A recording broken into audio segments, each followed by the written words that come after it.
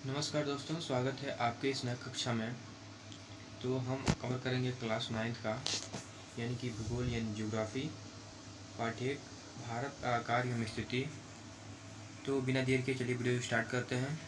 और वीडियो प्रारंभ करने से पहले आपको सूचना दे दें कि आपने अभी तक हमारे YouTube channel RP study point को सब्सक्राइब नहीं किया तो सब्सक्राइब कर लें और पास में जो बेल आइकन है उसको भी दबा दें, ताकि जो आने वाली नोटिफिकेशन है यानी कि जो नई वीडियो आए वो सबसे पहले आप तक पहुंच जाए। आरपी ग्रुप से जुड़ने के लिए अभी सब्सक्राइब करें, विजिट करें चैनल पर जाके।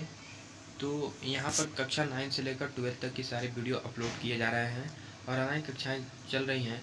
तो आपसे निवेदन है कि आप हमारे चैनल से ज़रूर जुड़ें। तो चलिए बिना देर के करते हैं वीडियो को स्टार्ट।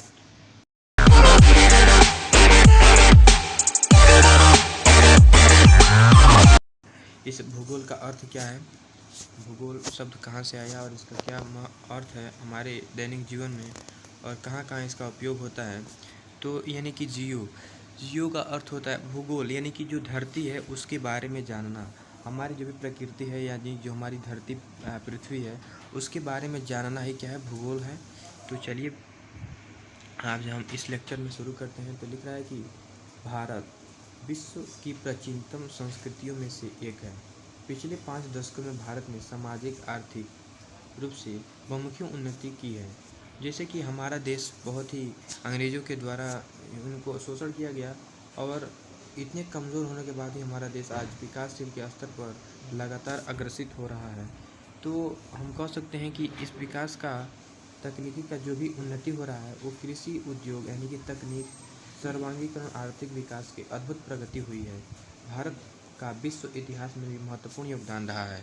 तो कह सकते हैं हमारे जो भी अंतर्राष्ट्रीय कंपनियां हैं वो भी हमारे भारत के साथ साझा करके वो भी बहुत ही उन्नत प्रदान कर रही हैं, हमारा सहयोग कर रही हैं, उनका भी फ़ायदा हो रहा है विश्व की जो भी कंपनियां हैं।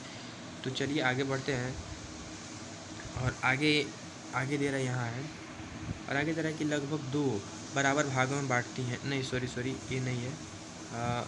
आप देखेंगे थोड़ा डिस्टर्ब हो रहा है, कहाँ से और छूट गया।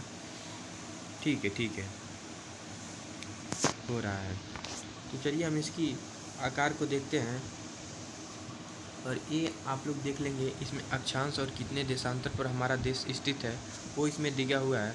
तो हम आगे बढ़ते हैं इसको छोड़ते हुए और आकार की तरफ बढ़ते हैं। तो आप आकार की बात करें, अगर हम आकार की बात करें अपनी पृथ्वी की, तो हम बता दें कि भारत के भूभाग का कुल क्षेत्रफल लगभग 32.8 लाख वर्ग किलोमीटर है। आपको बता दें कि भारत 32.8 की एरिया लाख में फैला हुआ ये भाग है और भारत का क्षेत्रफल विश्व के कुल क्षेत्रफल से, जो हमारा भारत है वो विश्व के क्षेत्रफल का भौगोलिक क्षेत्रफल का 2.4 यानी कि कह सकते हैं आप यानी कि 2.4% है। और चित्र 1.2 से स्पष्ट होता है कि भारत विश्व का 7वां बड़ा देश है। तो आप लोगों को शायद मालूम होना चाहिए कि ये देख सकते हैं आप, यहाँ पर इंडिया है, ये रहा इंडिया, देख सकते हैं ये रहा इंडिया, ये रहा।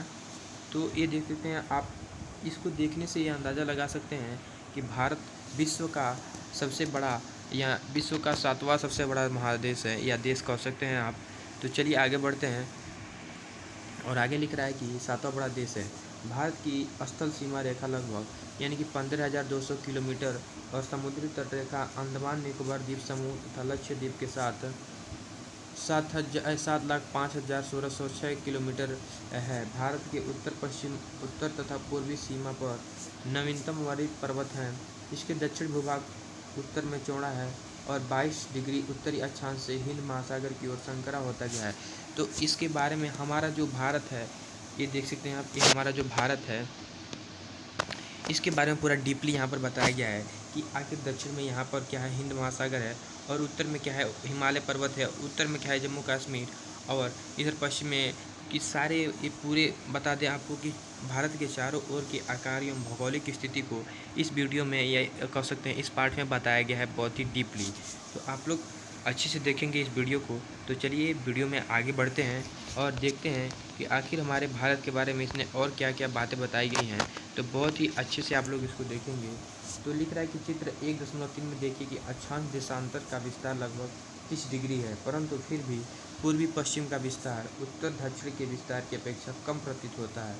गुजरात से अरुणाचल प्रदेश की स्थानीय समय में 2 घंटे का अंतर है। तो आपको बता दें कि जो भी हमारा उत्तर पश्चिमी यानी कि अरुणाचल प्रदेश है, जो भारत का एक राज्य है अरुणाचल प्रदेश, वहाँ का स्थानीय समय जो भी समय हो रहा होगा वहाँ पे घड़ी में, तो उस घड़ी के जो भी समय हो रहा है वहाँ पे घड़ी में, तो जो भी घड़ी वहाँ पर यूज़ करते हैं लोग, तो वहाँ से और क्या बता दें आपको कि स्थानीय समय में यानी कि यहाँ से यहाँ का क्या होता है 2 घंटे का इसमें अंतर पाया गया है, इसमें माना गया है अंतर। और लिख रहा है कि भारत को मानक में अंतर माना गया है।